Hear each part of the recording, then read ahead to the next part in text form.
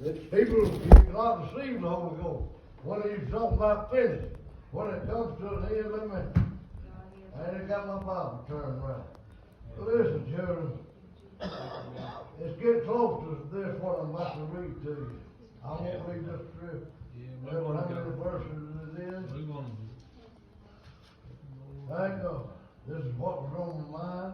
I've read this twice last week. I won't read all this stuff, chapter of Revelation. And after these things, I saw 4 angels standing on the 4 corners of the earth, holding the 4 winds of the earth, that the wind should not blow on the earth, nor on the sea, nor on any tree.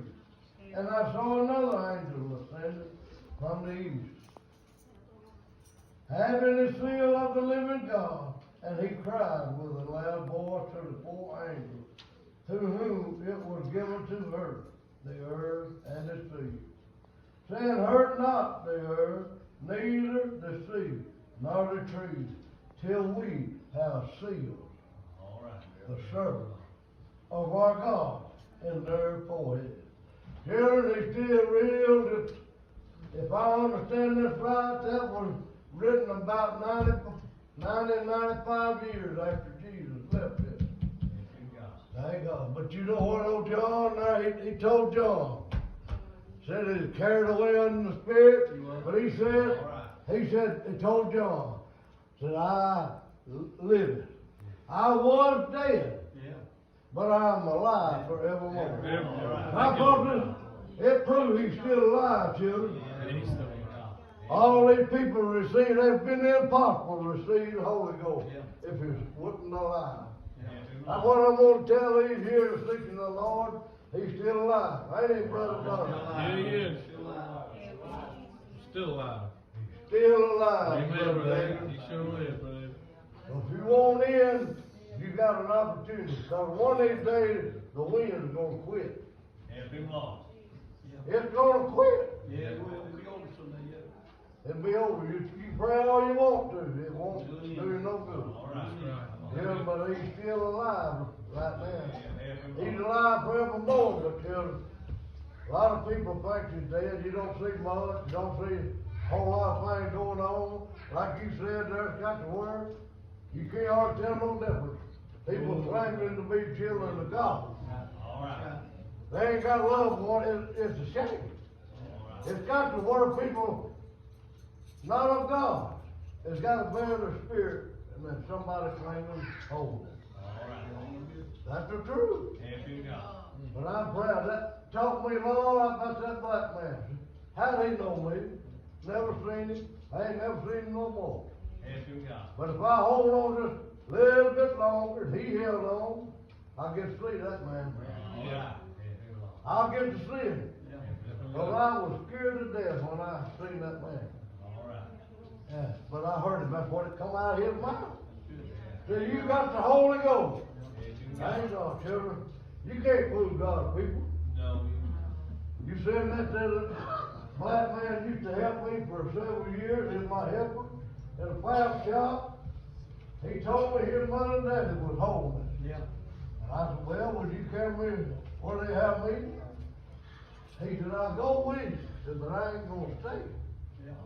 I said, why? He said, them people know what they're doing.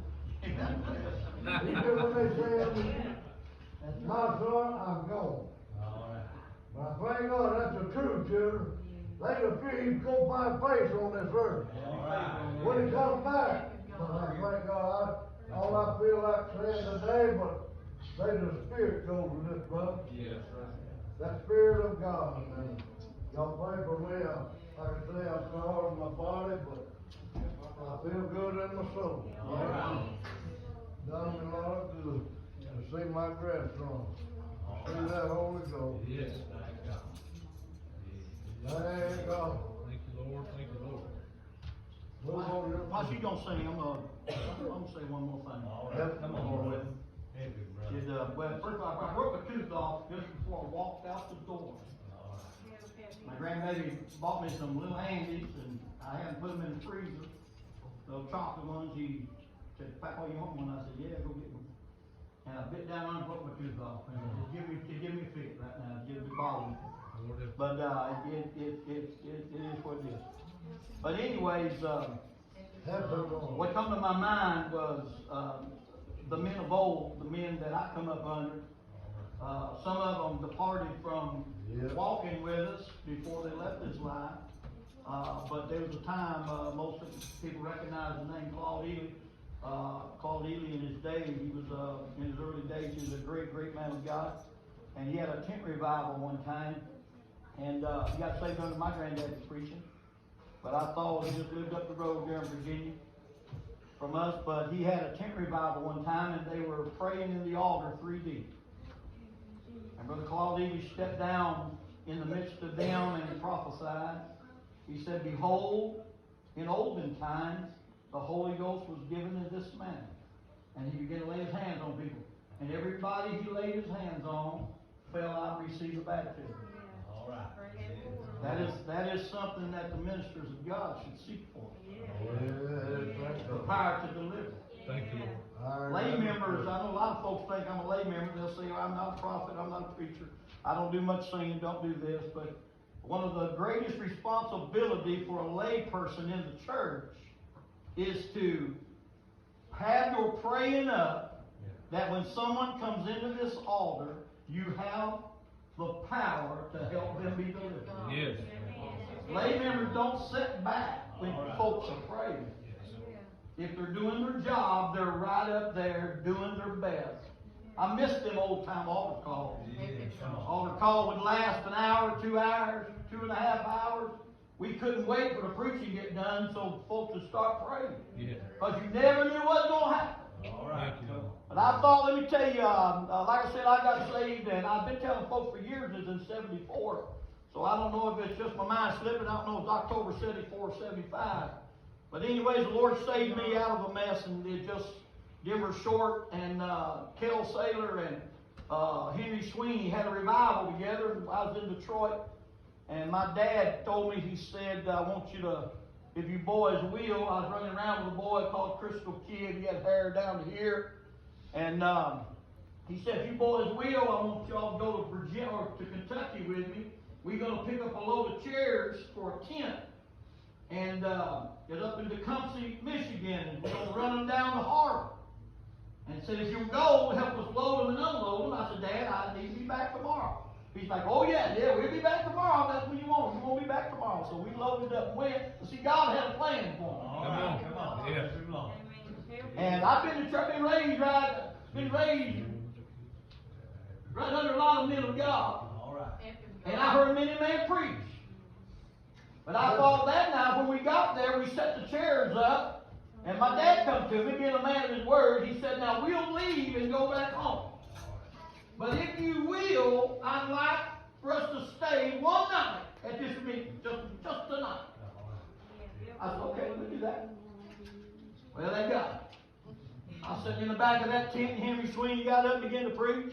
And for some reason, the same message I'd heard, God only knows the times I've heard the message of Christ. But something happened, man, it got me by the heart. Praise the Lord.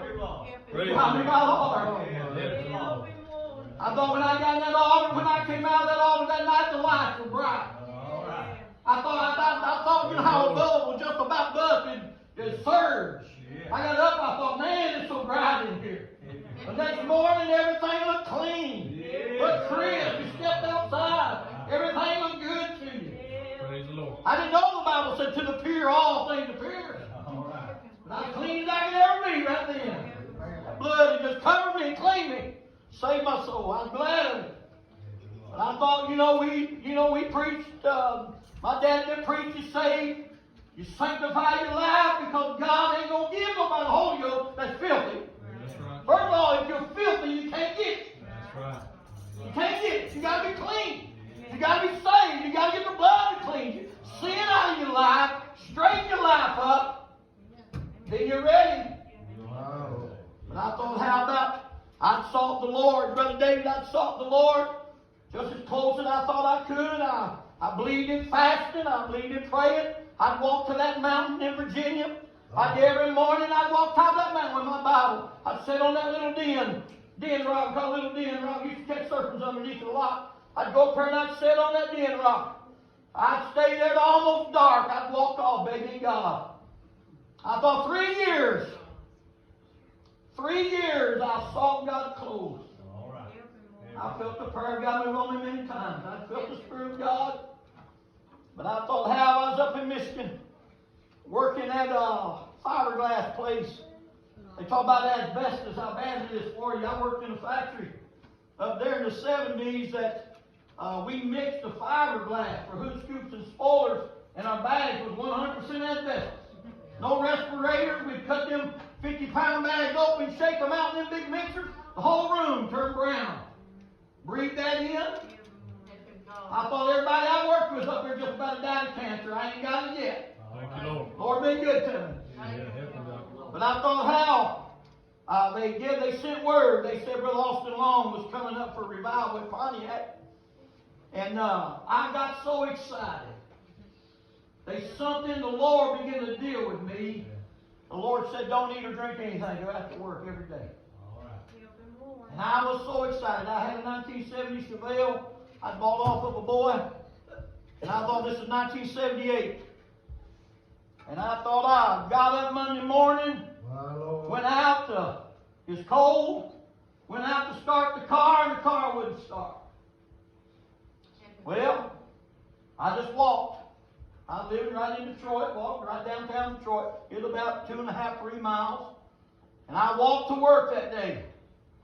And I thought when we got there that morning, they said, hey, we're behind. The old press had been broke down for a couple months. They finally got it up and running. And they said, we're going to run this press, so we need the mix, guys, to stay 12 hours. Put me on 12 hours. So I worked in 12. I missed church, couldn't go to church. I thought when I get home in time, I'd get my car fixed.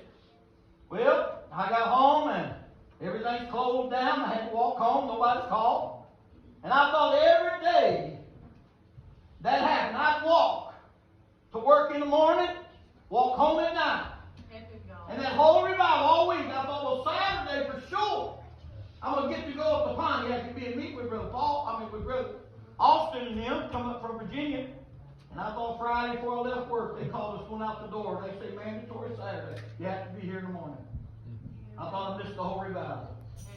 I told some of them Saturday night when I got home, I said, I guess we'll go to Pontiac Sunday morning. They said Austin broke it last night. He already left and he went back to Virginia. And I thought to myself, I felt a little discouraged.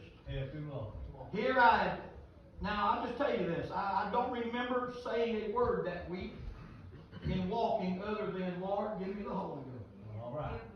I can't remember to this day having conversation with folks.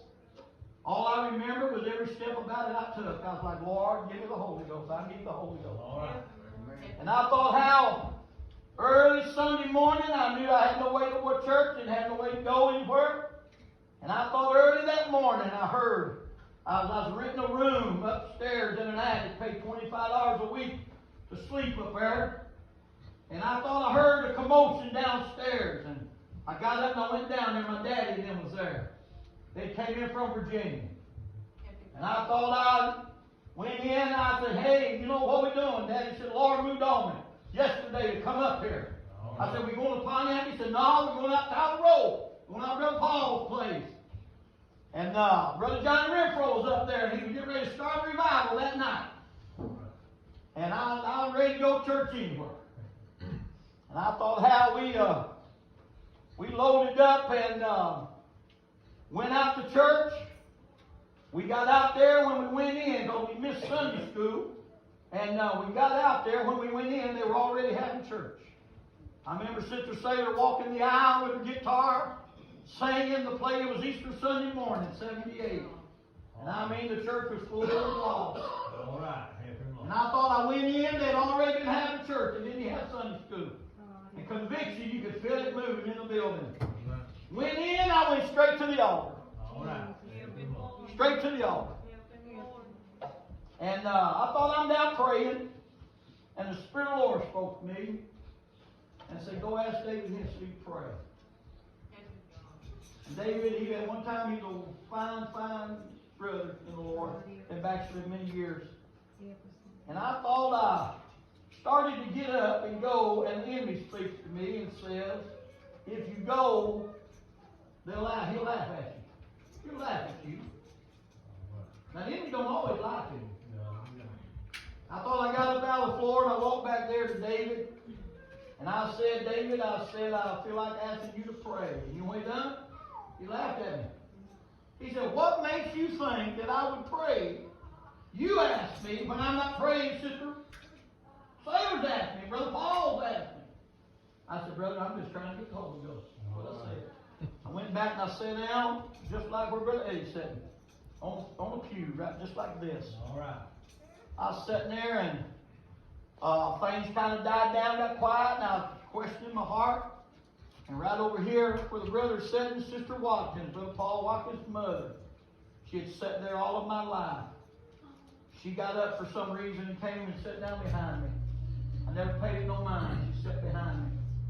And I thought a little bit in the service, just a short time, the Spirit of God began to move on my daddy. And I thought my daddy, he tell Brother Paul Watkins, see, Brother Paul's like, come on, preach, Brother Jim. Daddy said, no, buddy, Lord ain't moving on me to preach. He said, I've got a black rabbit out in the car, I can go get it.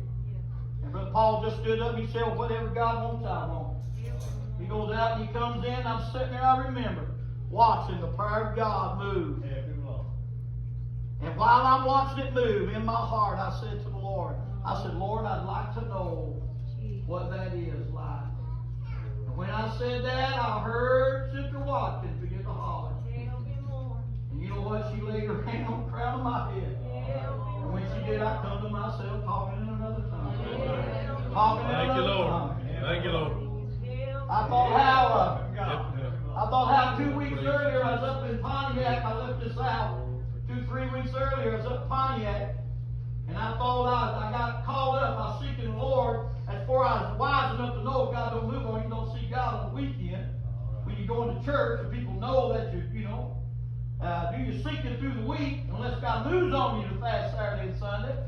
And I thought I was fasting, and I knew not to go home with nobody, but a boy that I was renting that room off of his mommy, he was dating a little girl up in Pontiac, and after church, he was with me. He asked me to take her to her house. And her mother was an elder in the church. Cush, what they called her, Imogene, her name. And Imogene Sailor. And I thought we got over to her house, and I went over into the dining room. And I just sat there. She's cooking. So about time they set the table, Imogene opened up these sliding doors, where the doors was open already. She stepped into the area I sat. And she said, Brother Long said, Brother Larry, just come on. He said, supper's on the table. And I said, no, that's okay. I'm good. And I thought she shut that door behind her. And she said, are you fasting, Larry? And now she's an elder, and I didn't want to tell her, but I said, I'm seeking, I said, yeah, Sister, I'm Gina, I am. And she said, you seeking for the Holy Ghost? I said, yes, I am. And this is what she told me. Yeah. This is an elder in church. She said, why don't you just come on and eat? She said, because when you get it, you're going to be disappointed. She said, I sought God till I got it. He said, I ain't never done anything but talk in tongues all the time. I said, you know what? I'm good. I'm good. I'll set this one out. Gave me a greater desire. Yeah. But I thought 3 weeks later, got baptized. All right. And when church was over at Tyler Road, I told Dad we're going to Pontiac tonight. All right. And I thought when I went in the door, I went in testifying. All right. Oh, Imogene was sitting there too. I said, there's somebody in this church tried to discourage me from this. They said I'd be disappointed. I said, I've had it about 3 hours. And it's already more than I thought it was going to be. Already greater than I thought it was going to be. You know what her problem was? She never really got it. You cannot get this great gift of God and be disappointed. It's impossible. to disappoint you. Woo! Praise you, Lord. Praise you, Lord. Almighty. Praise you, Lord.